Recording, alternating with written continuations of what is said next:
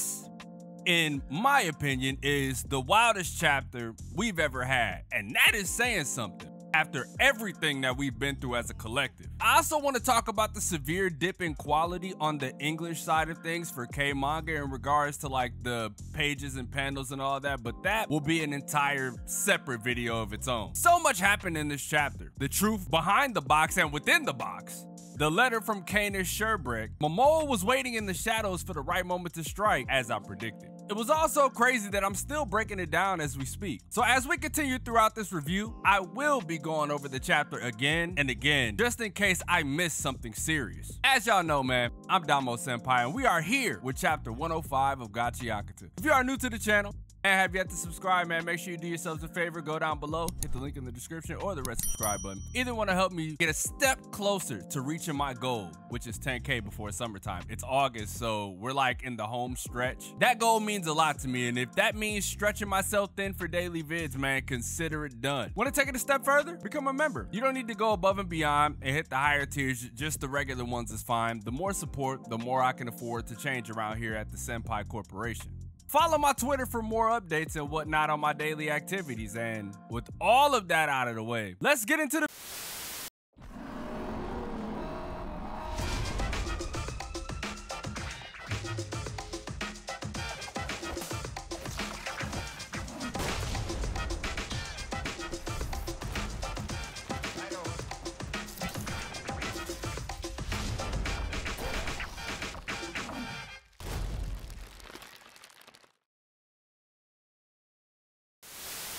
Can we all just take a minute to praise the level of design that went into these characters and panels?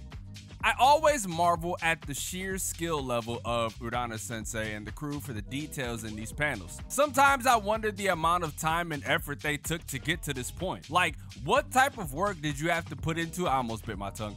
What type of work do you have to put into this to like get here? It always blows my mind. But you know what else blows my mind? Big shout out to the people over at Immersive Translate for sponsoring this video. They reached out and thought that it would be a good idea to work with me, which is actually really cool. So Immersive Translate is your one-stop shop for comic translations or just like normal translations in general. It's an extension that you could get from Google Chrome Store or from wherever your browser is from. As you can see, they have a multitude of different browser plugins. On top of that, they also have mobile plugins. It supports 10 plus translation services: Google Translate, OpenAI, DeepL, all of that. And like I said, you can do your comic translations as well, manga or comic translations, Pixiv, Manga Plus, ZBrack, Manga Dex, Jump Plus, all of that. If you need it, they have it. Big shout out to the people over at Immersive Translate for sponsoring this video. And now let's get back to our regularly scheduled programming. The conversation between Rudo and Kuro was so deep that it's gonna take more than the usual to break it down. So according to Rudo, Cerberus responded to his feelings and helped him out. But what was contained in the box was a letter from Canis Sherbrek, Rudo's ancestor. Kuro stated that it was his last will and testament. This is where things go completely left, because we get this perspective shot of Rudo holding the paper, and let me tell you, bro, this shit completely f***ed me up. If you look closely, you can make out some of the writing, but an entire portion was scribbled out. The letter reads, "I couldn't do it. I couldn't stop the humans. All I could manage was to bury them. My dear children, your father has to go to break this chain. So please, please live happy lives."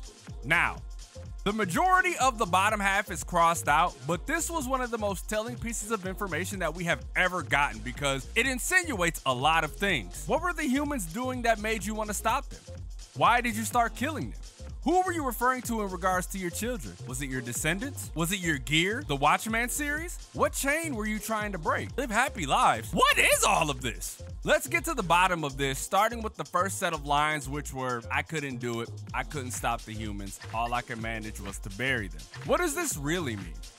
The only thing I could really think of is that since this was coming from Canis, the Undertaker, that this was the beginning of everything. My brain is saying that this could mean, like I said, a multitude of things, bro. One is the fact that he tried to stop someone from creating this sphere and taking it in the air. Because think about it, what were you trying to stop the humans from doing? The only thing that comes to mind is the sphere. The whole bury them thing is the whole conversation in itself, because this could also be why Canis may have been on the sphere and started killing them, which may or may not have led to the exile of the tribesfolk, which may have also been the reason why Rudo's father was labeled a ruthless killer and exiled into the abyss. So maybe his father was trying to follow his ancestors' will. That's one of the only things I could come up with to try and make sense of it, which actually leads into the next set of lines, right? My dear children, your father has to go to break this chain, so please, please live happy lives. That first part had me thinking really hard. Who is he talking about? And the more I thought about it, the more I came to the conclusion that it was less about his actual children and more about the Watchmen series itself. Think about it. He left all of the pieces scattered down here except for the gloves, because the obvious is that he needed them for his hands, to more than likely go fulfill his duty of stopping them on the sphere. That was really all I had for that part of it. Aside from this scribbled out section, which I could barely make anything out of, this last line is in line with what Recto said before he died. Breaking the chain sounds like this world is a steaming pile of crap. You have to change it. But the live happy lives seems like it was also directed to Rudo as well, seeing as how Recto tried to raise him into becoming a normal kid. But if we strictly relate this to the Watchmen series and breaking the chain and living happy lives, then what the angels told Amo about the boots start playing in my head, along with what Amo told Rudo as well. You can hang on to those until the time comes. Use them with love. This all lines up, to me at least. Like I said before, this is the most cryptic shit we've ever gotten in this series, yet it seems like it was right in our faces all along. I really want to know what was scribbled out, because I feel like that is where the most important parts of information were. That's a typical manga thing to do, by the way. I love it. In the comments, if you were able to decipher it, please let me know what it says, especially if it's of any significance. I would genuinely appreciate it. On another note, and to even further my point about the mystery that surrounds Kuro, these lines were just as cryptic as what we just read. After reading the letter, Rudo tries to think about what happened to Canis, and as he's thinking, Kuro says, Rudo, thank you. I'm glad you came to the ground. It's interesting because Rudo didn't come here because he wanted to, and the more we read into what was going on, we came to the conclusion that Rudo was sent here on purpose by the angels, knowing that he would get past the Watchman due to his lineage. We don't know the full-on purpose yet, but the letter kind of gives us a hint towards Rudo's true purpose. But back to Kuro. How is he aware of all of this? Who is Kuro? Everyone, including Rudo, was asking that same question. I offered the idea that he was either A, a relative of Recto, or B, Rudo's father. But that wouldn't work, because if he's Rudo's father, that means he comes from the lineage of Canis Sherbrecht, unless the mother was the Sherbrecht. Very interesting. It's a whole bunch of things that this could possibly be, bro. And an even better question, which was asked by Engine, how could you tell from that letter that it was written by Rudo's ancestor Canis? And of course he replied with, I know, because the bottom of the box was engraved with Canis's logo. Are we so sure that that's the actual reason? Because if we are basing it off the logo, then you could have said it was Rudo's father because of the Sherbrecht lineage, but you went directly to Canis. This is very peculiar if you ask me, so I'm not buying it, bro. I'm sticking to my guns on this one with him being some sort of relative, because he low-key further incriminates himself as we move forward. We thought that Cerberus was just summoned due to the fact that the box had the logo on it, but if we recall how Jinky worked, and we also recall that the gloves, boots, and jacket were all once his belongings, Cerberus not only came out because he deemed Rudo worthy, but also combined with the feelings from the note itself, we can be assured that this was the natural route for things to go. Rudo was confused by the fact that Kuro knew all of this. Kuro goes on to say, of course I do. That's why you came to me, isn't it? For my information. Kuro usually leads us to things that end up giving us the answers we were looking for. So with that being the case, how does this answer anything about the chokers or even Amo's whereabouts? And that's when it dawned on me. This isn't about the chokers. No. This is about finding our way back to the sphere to find out who killed Recto.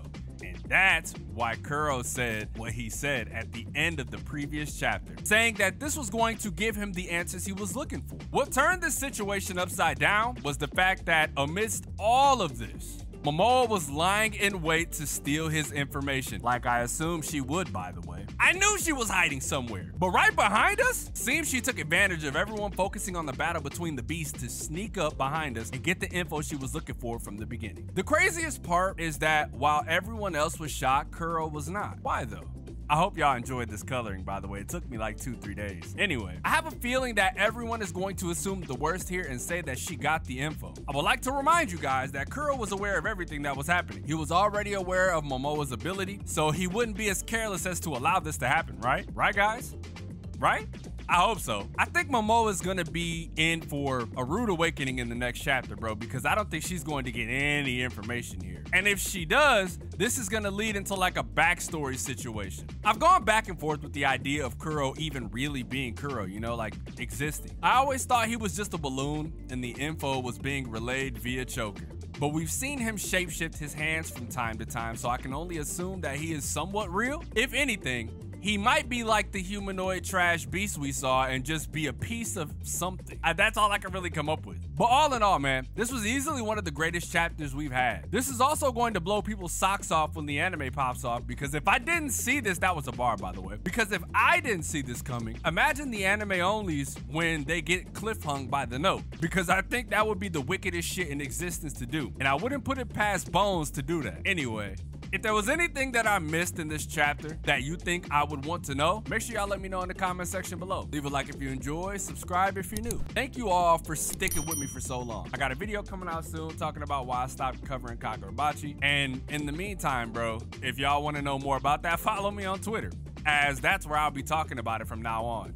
I started uploading it on Patreon, but I got excited thinking that all of this was going to get cleared up at some point, and it did not. So I'm washing my hands with that series. It's been a pleasure. As y'all know, man, I'm DomoSenpai, and I will catch you guys in the next video.